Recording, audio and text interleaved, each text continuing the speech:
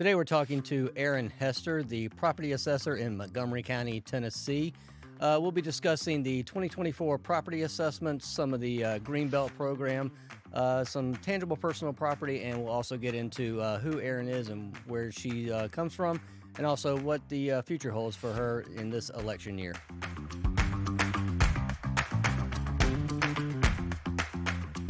All right, so hey, we're sitting down here with Erinne Hester, the property assessor from Montgomery County, Tennessee. So, Erinne, can you tell me who you are, where you're from, and how you became the property assessor? Yeah, absolutely. I am Erinne. I am from here.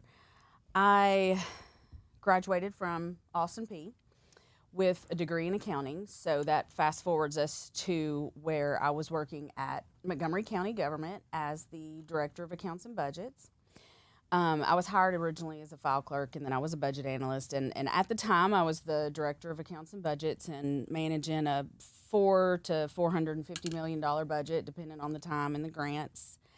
And I did that from, dates are fuzzy, 2008 to 2013, when I got a telephone call one day.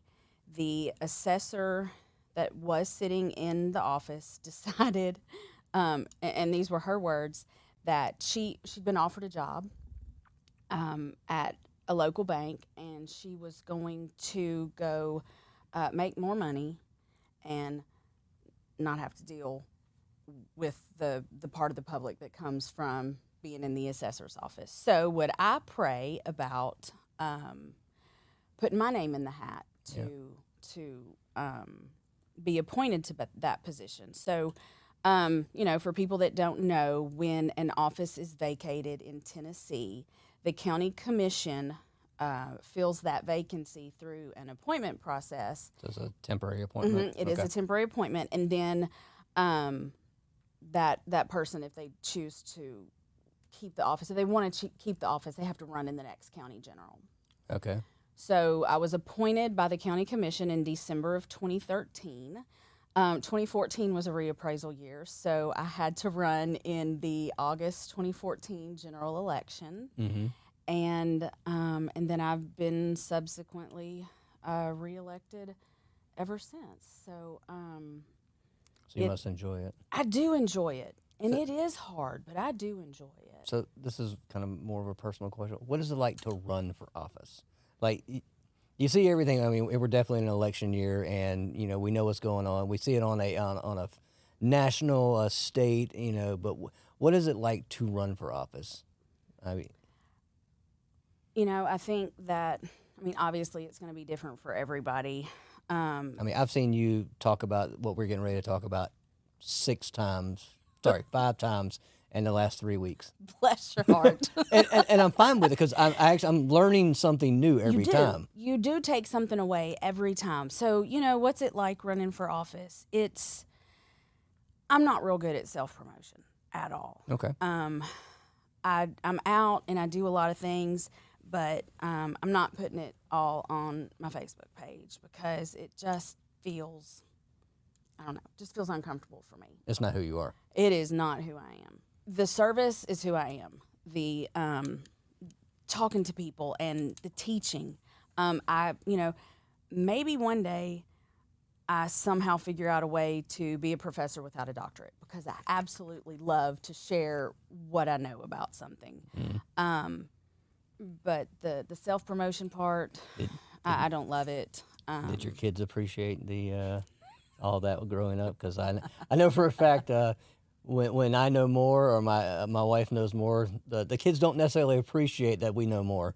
So when you're running for office and you have 2 young men, so in 2014 my kids would have been like 9 and 11. Okay. And what I did, and of course my husband Bryce, is use that as an opportunity to teach our young men that when you're being introduced to someone, you give a firm handshake and you look them in the eye. Firm handshake, look them in the eye. That's right. Yep. I'm Hayden Hester. It's very nice to meet you. Mm-hmm. I'm Ethan Hester. It is very nice to meet you. And I watch them do that to this day. So Little life moments. always. Yeah. We were driving around. I was with Ethan the other day, and we were driving down the road, and I was like, "So, what's it like to have to see your mom's name like on every road you travel in a day?" And he's like, "It's just been like that my whole life." I'm just used to it by now. It's like, okay, well, good. Yeah. That's just his normal. So, Yeah, I understand because I was talking with my kids one time, and we do some Instagram videos and stuff like that. My kids love to pick on me about my Instagram videos. They're like, "Dad, you're so lame," and I'm like, "Yeah, I got it, but I don't care." That's right. At a certain point, you just don't care anymore. And it's interesting to get their feedback and what they think versus what I think or what we think, and it's just pretty funny. Like I think my wife is my most my hardest critic. yeah, It's pretty entertaining. I can imagine. And Because before I got out of the military, I didn't have a social media account. mm-hmm. I've only had social media about 4.5 to 5 years, and now I've got it like 7 accounts. You have to with your work. Yes, And I kind of have to with mine. you have I'm to. Yeah. real bad at it, Mhm. but yeah, it is just part of it. There are so many platforms that people expect Yeah. you to be on, and then everybody is an expert at how you should be doing those. And most of us Gen Xers could care less No. about any of this. Right. They're like, "Oh, you don't like me? I'm okay with that." So I heard a saying once. Eleanor Roosevelt said that other people's opinion of me is none of my business. Yeah, That is something as an elected official I have taken to heart. yeah. It helps. I can only imagine. Yeah. So that is a motto, Yeah. or maybe a mantra, but it's definitely something that I have to remind myself of, but especially these days. Yeah. So, quick question. So, tell me Yep. about your husband. So, y'all been married? So it'll be 22 years Yeah. in July. Yes. So we were boyfriend and girlfriend in 4th grade at Burt Elementary School. Oh, wow. And I'm going to mortify him by telling this story, but I'm going to do it. He wrote me one of those notes, check. Check yes, Yeah, check will no? you go with me? Yeah. Yes, no, or maybe. Check one. Oh, my wife and I And- went together 3 times. And I checked yes, but at the bottom I wrote just don't tell anybody, and then folded it up and sent it to him. I'll never live that down. Then we dated our junior and senior year of high school, went to different colleges, and then I graduated Austin P. And there was this thing here on Wednesday nights where, everybody would come home for Thanksgiving, so you'd see all of your away friends back on Wednesday night. And I had graduated, but is an only child. So he was on the 7.5-year plan and had not yet graduated. But we kind of reconnected in, I think it was 2000. Was it 2000 or 99? I'm not real sure. But it was one of those years. And I've been together ever since. That's awesome. Yeah. Yeah, my wife and I, we started dating at 15. Ups and downs, broken up, terrible boyfriend, phenomenal husband. I can admit that. We've been together ever since. She's endured the military. She's endured multiple moves, multiple deployments. Strong woman. I can't say enough about her. Absolutely. So, but yeah, I can. I like being a childhood sweetheart. Yeah. It's pretty cool. It is. It absolutely is. And I tell friends and people that are younger than me, if anybody's, actually listening when I talk, but those early years when you're both kind of still growing up can be really hard.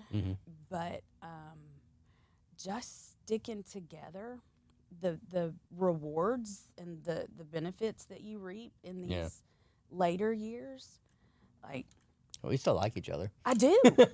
I do. I like him a lot. I look forward, especially on, long days or days where I'm just extra emotionally exhausted. Yeah. Coming home to sit on the couch with him, like, he calms me. Mm-hmm.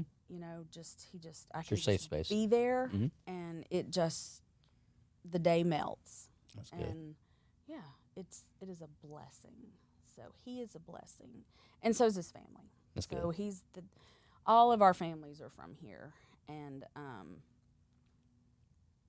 his family his mom and dad are wonderful, but they've all just welcomed me with open arms, and there's a lot of them. So it's yeah. I was fortunate to marry a wonderful man from a wonderful family.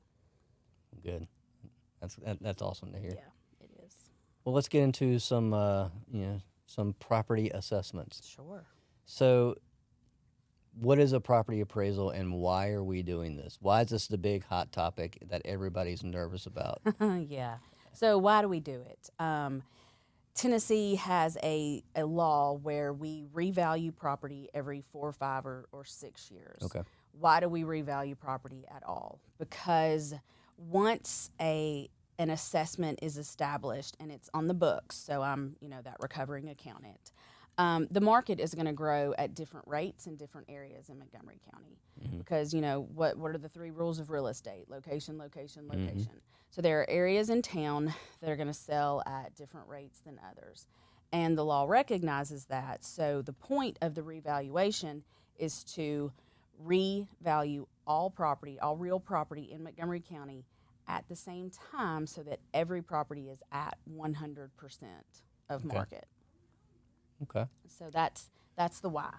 Okay. So what does that entail? Like, what does that look like? So we're going into a property reassessment. Mm-hmm. What does that mean? What are we doing? So it is the culmination of a process that actually started in July of 2019. Okay. And was approved by the county commission in April of 2019. Okay. So each property in the county is reviewed, physical review, leading up to the year of reappraisal, which is January 1, 2024. And that part of the data is that's the main part of the cyclical process, is making sure that the physical property, like what's actually sitting on that dirt, and the dirt matches what we have in the system. Okay. So making sure your square footage is correct, making sure your acreage is correct, that if you have any improvements on your home, like a deck or a swimming pool, that we have those things included. Conversely, if it's a larger tract and you took down a pole barn, we want to make sure that we have all of those physical attributes correct, because it impacts the sale. Okay. Everything we do is based on the sale.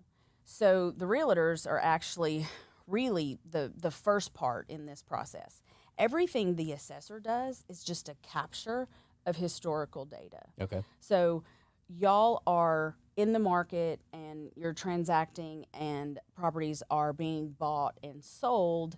And then once that document is registered with the Register of Deeds, then it comes through to us. And then that starts an entire process in our office. We will receive that document, Okay. a warranty deed, a quitclaim deed. We receive all kinds of things from the register, but most of us are familiar with the warranty deed. So buyer A sold to seller B, and it transferred for this amount of money on this date. So we then began to say, did the seller have the right to convey? Okay. Does this parcel, as it's described in this deed, match what we have in the system, or has somebody gotten a new survey and we need to remap that parcel? How many acres are being transferred? Are there improvements being transferred? So we make sure that the sale is accurately reflected in the system. And then we have to make a decision about the sale. So if you had a buyer that was maybe moving and they needed to get that house sold quickly. Okay. So they were willing to take less than market. Maybe somebody needed to get out from under something. We don't want to count a sale that isn't reflective of market. So we're always looking to make sure that we only count the sales that are from a willing buyer and a willing seller. We make a decision with each sale. Is it going to be qualified, meaning are we going to put it in the sales package, or are we disqualifying it? Mm-hmm. And the sales that are disqualified are the ones that we don't want to impact the next round of values. So since 2019, buying and selling has been taking place in our local market. Right. And we have been receiving deeds, and then we've been making decisions on those sales. I mean, of course, as new subdivisions are platted and new lots are created, we're doing that in the office. Mm-hmm. New houses are being built, new strip malls, new manufacturing. It seems to be everywhere right now. Yes, so everything that's going on in the county, our teams are picking up and listing it on the roll. So what type of what are y'all using to do all this? Because I go on to the property website, mm-hmm. and I can pull up information on the buyer to sell, or the seller of the property, what they sold it for, when they sold it for, and get a general idea. Then I can also go on to the same database and pull up the estimated property lines. Mm-hmm. So let's say I'm walking 50 acres of land with somebody, I can give you a general idea, usually plus or minus 10 meters mm-hmm. on either side of that property line. But how are you gathering all that data? Because I'm not assuming you're using like Google Earth and whatnot. That's right. So that deed's going to have that legal description right on it, and we are going to map that legal description and make sure that what that legal description says is what we have in the system. And if we have questions about that legal description, then that starts a whole dialogue with maybe the title company or the attorney or the surveyor. But we identify the land mm-hmm. with the legal description on the deed. As for... I mean, you're not like walking all these property lines. No, we're not surveyors. Right. So we have like a GIS mapping system. Okay. So we're going to take that meets and bounds description mm-hmm. and map that parcel, map that legal description in our GIS software, and then that's used for ad valorem purposes. So specifically for tax purposes. So what would you say is an accuracy rate on that? Just curious. It's actually laid out in the law. Oh, really? It is. And so...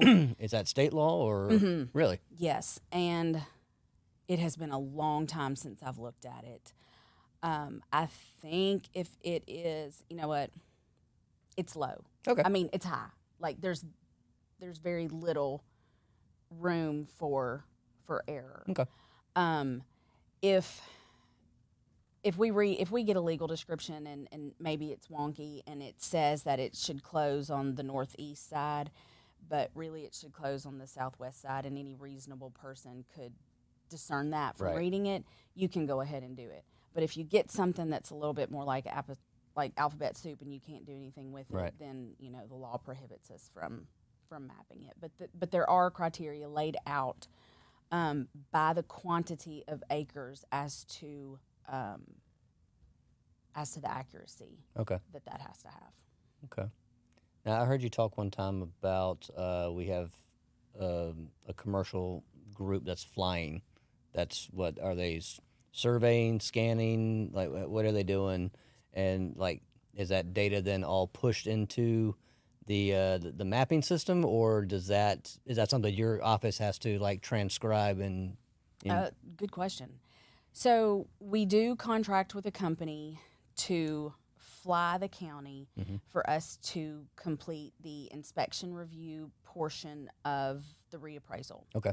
If we had to walk and measure every house, driveway, pool, pole barn, boots on the ground, it it would be very expensive for the taxpayer. It would be very time consuming. So we contract with a company. They fly to a certain accuracy. I believe it is about 3 inches. It's accurate to 3 inches. Really? Yes. So, if we're measuring the wall in a house and it's a 42-foot wall, that's going to be accurate to down to 3 inches because they're taking. So either 45 or 39. Yes. Okay. Yeah. They're taking. Plus or minus. Yeah. Okay. They fly oblique images and ortho images. Okay. So we're getting, the sideways view and then the top down or bird's eye view, and that is acceptable. There's several standard setting bodies for mass appraisal, which is what this industry is. The IAAO, International Association of Assessing Officers, is the standard setting body. And then the State Board of Equalization and the state legislature sets laws based on what that standard setting body says. And the only reason I bring that up is because really it drives everything we do. But that standard setting body says that those aerial images are sufficient to complete that review cycle. Okay. So that's why we do that. Okay. So the Constitution says that the trustee is going to collect, the assessor has responsibility for the fair and equitable assessment, and the county commissioner has a responsibility to establish a tax rate. Okay. So those 3 factors I'm actually picturing your chart that I've seen. Yeah. Are those 3 factors are why I didn't raise your taxes. And really that comes down to the crux of the reappraisal, which is another misconception. The reappraisal is not intended to bring in a windfall of cash. Right. Like, I need to start an office pool. How many times are we going to hear, you raised my taxes to pay for blank public project, right? So, that's just not how it works. The assessment, like I said, is to equalize the county because it grows at different rates over time. But the truth in taxation. Okay. The state of Tennessee says that the reappraisal does not bring in a windfall of cash to the local government because we have this law, this mandate called truth in taxation. Truth in taxation is established with a certified tax rate. So if we have equilibrium right here, and we don't, because right now, we have values that are here, and we need to get to market. So once we get to market, we're out of balance again because the tax rate's too high. So we have to lower the tax rate to bring in the same amount of money as last year. Okay. So let me say that again a little more succinctly. Truth in taxation says that the reappraisal process itself cannot bring in more revenue to the local government than they received the prior fiscal year. Okay. That is achieved with the certified tax rate.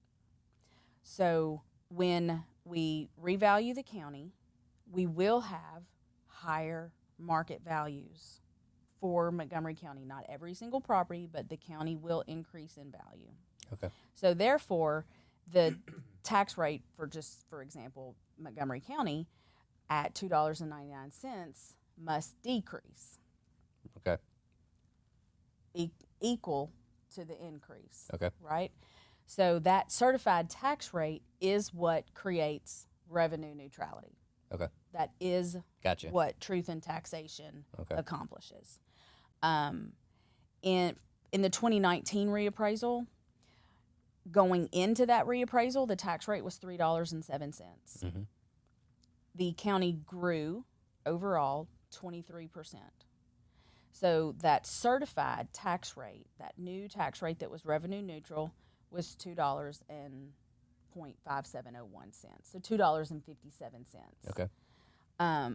Which means at the new values, if the tax rate had stayed at $2.57, Montgomery County would have collected almost exactly the same amount of taxes in that year as it did the year before. Gotcha. The comma but takes us back to the Constitution, because the county commission has the right to establish a tax rate. Okay. So if the county commission votes to establish a tax rate in excess of the certified rate, then ultimately that is a tax increase, Right. because it will be more than what last year was. But I mean, it's going to affect some, but not affect all.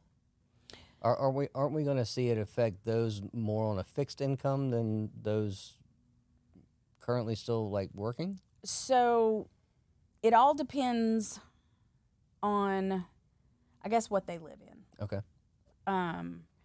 So like condos, townhouses, whatnot, be less affected, or single family? Those are probably going to be more affected, because Really? the market on the condos, Well, yeah, the townhouses, they have gone up. They Yeah. have gone up. What was 150 is now 260. Yes. Yeah. Yeah, absolutely. And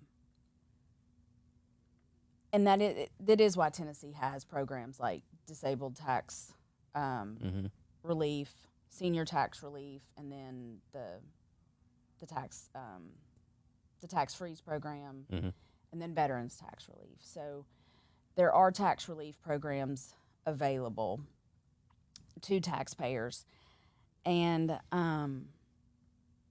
those sit in the trustee's office for a reason, because the state says that the assessor's job is that fair and equitable assessment. I'm not allowed to show preference to property owner or property type. But you're always going to be the bad guy. Yes. You're the bad guy no matter what. I try to share this information with enough people that they know, but there's just one of me. Right. There's 21 commissioners, and that goes back to what we were talking about, the whole marketing thing, and getting you out there and doing some little 60-second videos and YouTube shorts. I mean, I could definitely do great things. Yeah. Well, I do want to ask a couple questions about Greenbelt. Yeah. Let's talk about Greenbelt. Is Greenbelt only in Tennessee? Are there like programs across the nation, or is it just a Tennessee thing? I'd be surprised if it was just a Tennessee thing. Yeah. But I don't actually know. Mm-hmm. I know it doesn't exist in Missouri, because I have looked specifically in that state. Why Missouri? I don't know. Oh, because my chief deputy's family are farmers in Missouri. Okay. So, you had a reason. Yeah, when you're interested in tax policy and how other places do things, so you don't have to reinvent the wheel. So would you think that there are definitely other like programs around, like Tennessee just didn't invent this on their own? I would imagine. Yeah. Yes, I would imagine. So how long has Greenbelt been around? Since 1977. And was it just somebody's brainchild, or they just decided, you know what, we have a lot of farmland and a lot of, large plats, we need to do something? And that is the intent. Historically, I honestly don't know what was happening in, the late 70s for Tennessee to say, hey, this is really important to us. But it was the Greenbelt Forestry and Open Space Act of 1970. I'm going to say 6, 7, or 8. Okay. It's that ballpark, but yes, late 70s. And what that law did is say the intent was to help make it easier for farmers, large tract landowners, to keep what they own, and also keep what they own, but then also discourage development. Okay. So has that worked? I think it did. Until I think it's still working. Okay. But there's a big conversation in the farming community right now about quantity of acres lost. And in Tennessee, I'm not going to give you the numbers because I don't want to lie to you, but the University of Tennessee Department of Agriculture has done a study recently, and they've gone back over the last 20 years to see, you know, what quantity of acres Tennessee has lost from farm, and I don't, it's not specifically going into development, but what is now no longer considered farmland in Tennessee, and it is significant. How does Greenbelt help that? Greenbelt helps normal people, you know, that can afford to buy land and keep it with the intent of not developing it. So let me hit a couple of Greenbelt rules before we talk a little bit more about that. Minimum of 15 acres. Tracking. You have to use it, you know, so you can't just say, I'm going to have this 15 acres and be in the program. You do have to hit the use qualifications. It is very easy to hit the use qualifications because the qualifier is it has to produce $1,500 over any 3-year period of time. So you could do that cutting hay in 3 years over an undefined period of time. Right. And then for forestry, you have to have a forest management plan and renew that every 10 years. Open space is different. We don't have any of that in Montgomery County. It's a minimum of 3 acres, and then you have to make it available to the public. Okay. So, you know, that would be the basics of your open space, and we don't have that here. Just like, I mean, we could go in a rabbit hole with the whole farmland thing because it's the same rabbit hole as why are all the single-family properties being bought by real estate investment trusts? It's because there's big corporate entities that have gotten into real estate and they can afford to buy thousands of acres of farmland, and most normal people can't. I was looking through the article detailing the Hedge Fund Management Act of 2023. Have you read through that? I have not read it yet. It's pretty interesting. They're basically saying that they going to make it illegal for hedge fund managers to buy single-family properties, and then they're going to force them over the next 10 years to sell them all. Liquidate? Yep.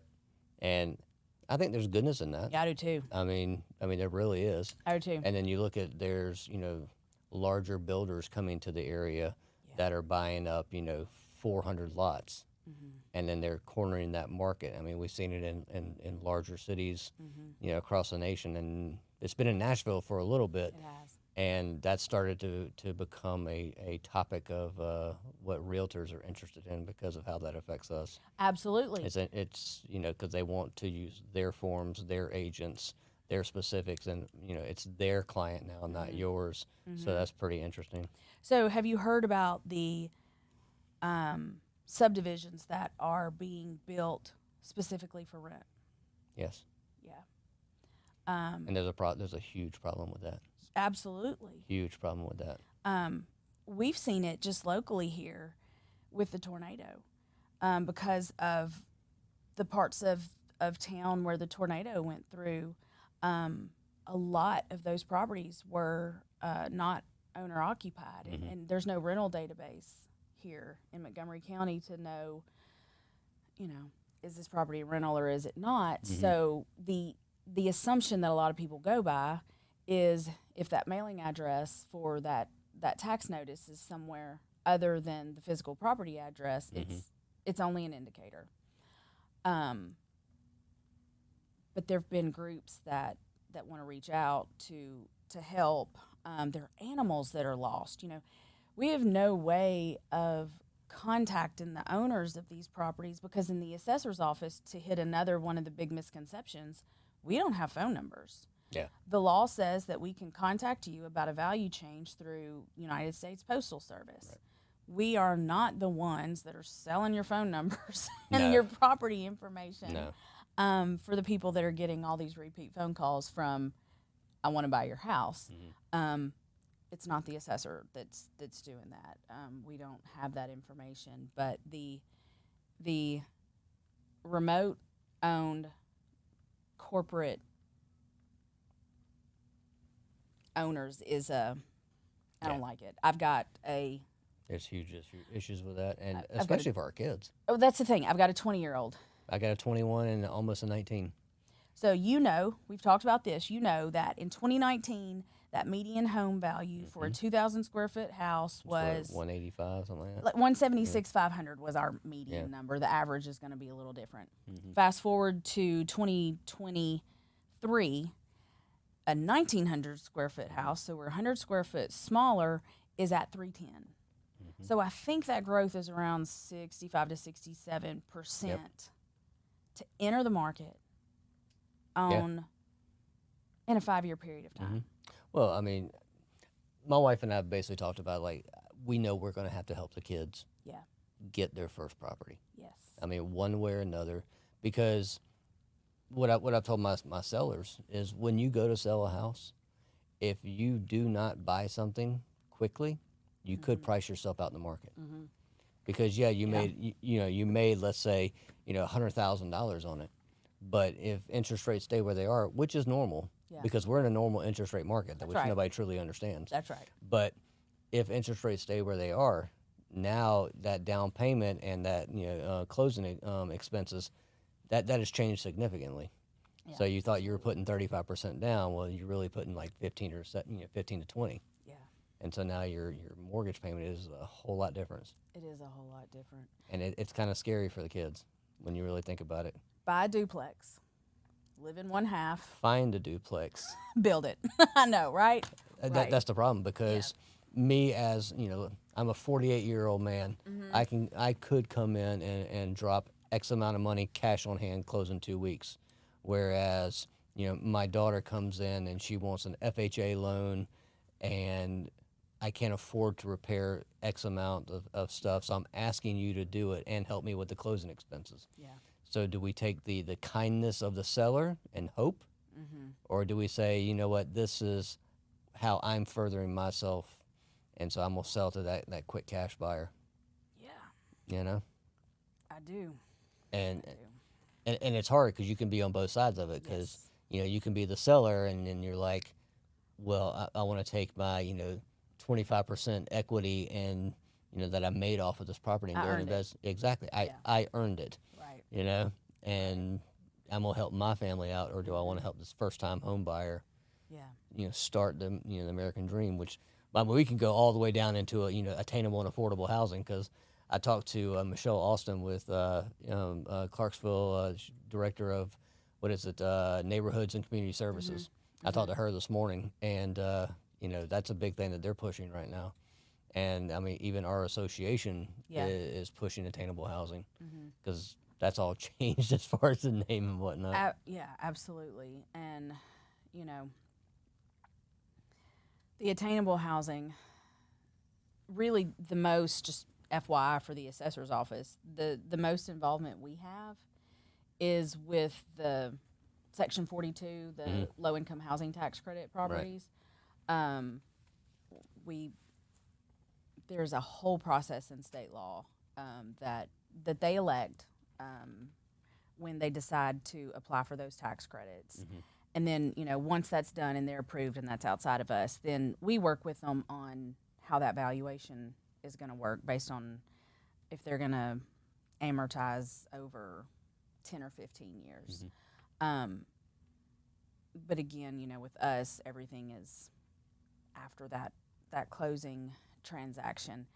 It's tough. Even in the LIHTC properties, they don't have to have 100% of those units at the THDA rate. Yeah. They can elect to save some for just full market value. Those are good programs, and we need them. But outside of that, what's the answer to attainable housing? Right. It's always going to come down to a tax dollar. Yeah, I mean, what does it look like to each person? Yeah.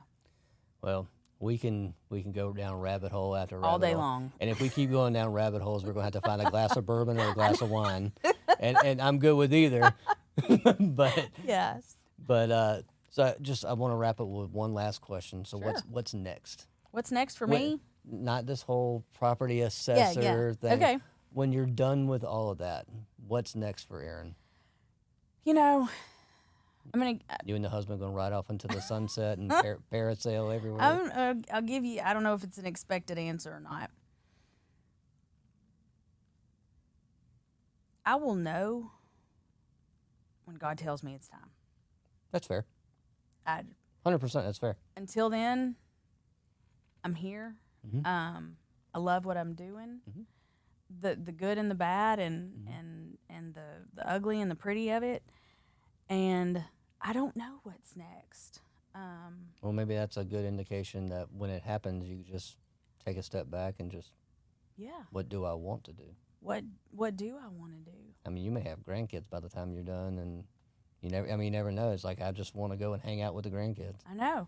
Do I want to move to Jackson Hole because I'm absolutely in love with the West, but then I know what their housing prices look like. East Tennessee has always had my heart. Will I? Yes, I just love it. Will I end up in a remote cabin in the mountains, miles away from With just your husband? With just my Who husband. doesn't want to talk all the time? That's right. Who has very little to say. You're like, all right, good talking with you, babe. Yeah, I know. Like, Go outside and talk to some wild animals. Like, I don't know why I'm talking to the bears today. That's right. That's right. You know, and I'd love to have a place in Florida, but who can afford Florida? Yeah. You know, I agree with you on that one. We talked about selling everything and a condo here, a condo at the beach, and a condo in the mountains, and wherever the kids are, just rotate around. That would be perfect. I'm good for with me. that. Yes. You know, so 2-bedroom one. Yeah. So those nights when she don't want to deal with me, she goes to the bedroom. I struggle keeping what I have clean. I don't know how I'm gonna handle 3, but yeah, no, that would be ideal. A little mountains and a little beach. Cool. But until then, God set me right here. Yeah. So this is what I'm gonna keep working at. I do have one more question. For Yeah. you. Are you a Tennessee Volunteer? I am. And my youngest is going to UT Knoxville in the fall. Well, just so you know, you're playing my South Carolina Gamecocks tonight in Really? basketball. In basketball. Okay, so you're gonna have to update At 6 me. o'clock. You're ranked number 5 in the nation. Okay. We just beat Kentucky, who was ranked number 6 last week. I'm not saying that if y'all lose, I will brag socially, but I will. No, you should. You should. Everybody should when they have the opportunity. And that's why to. Misty's over there laughing because she knows I will. I'll show it tomorrow with nothing but Gamecock stuff on. So Tennessee beat Kentucky in basketball. South Carolina beat Kentucky in basketball. South Carolina beat Kentucky in basketball. Yeah, I ain't playing anybody yet. All right. The last UK game I watched was with my Uncle John and Aunt Barb. Yeah. So my real dad's people are from Princeton, Kentucky. And I grew up in the Rick Pitino days of Gotcha. UK basketball. So they would get wild in my grandmother's living room. And after Christmas, I went to my uncle's house and we watched a basketball game the very best way I've ever watched a basketball game. He DVR'd it, and we knew going into it that Kentucky had beat Florida. But it was still such a tight game, so got to enjoy the game without all of the stress and anticipation. Are we gonna win? And fast forwarded through commercials and lots of announcer stuff, so it was fantastic. If I ever retire, I will waste every single one of my dollars going to football, baseball, and basketball games, and I would just tailgate around the nation. Well, really the Southeast. The Southeast, and it's probably a good thing I never moved home because I would waste all our money going to sporting events. Okay, so where's home? South Carolina. Okay. Yep. Yeah, well. We're a transplant. I'm sorry. No, that's okay. Welcome. Everybody else is here. I'd rather have somebody from South Carolina than other places that are coming. So. Separate podcast. That's a whole other podcast. Well, thank you so much for coming and doing this. We really absolutely. appreciate I enjoyed it. We'll have to do it again sometime. Anytime. Yeah. Yep. Excellent. Thanks for having me. Thank you, ma'am.